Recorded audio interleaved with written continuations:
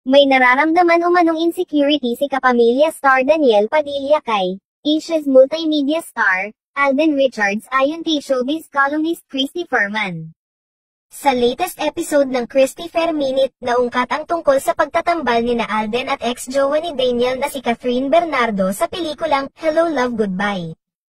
Ayon sa kwento ni Romal Chica, kaya raw natatagalan masundan ang pelikulang ito ni Catherine at Alden ay dahil ayaw umano ni Daniel na magkatrabaho muli ang dalawa.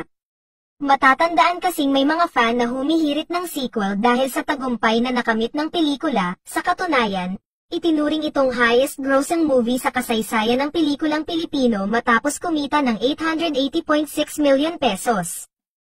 Hindi ang pinakamalinaw doon. Noong sumunod si Daniel sa Hong Kong kay Catherine, binati niya lahat yung nandoon, nilampasan niya si Alden. Saad naman ni Christy, "Anong tawag mo doon, nai-insecure ka at nagseselos ka at the same time," sabi pa ng showbiz columnist.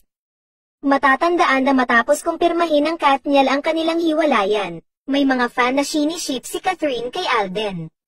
Pero hindi na nagbigay pa ng pahayag si Alden hinggil sa isyong ito dahil ayaw niya raw mabash. Matatanda ang sinabi noon ni Daniel na originally ay sa Katniel dapat ang naturang pelikula. Inoffer daw sa kanya ang role ni Alden pero tinanggihan ito ni Daniel. Paliwanag ni Daniel kay Boy Abunda, napagdesisyonan daw kasi nila ni Catherine na pansamantalang maghiwalay pagkatapos ng hit movie nilang The House of Us.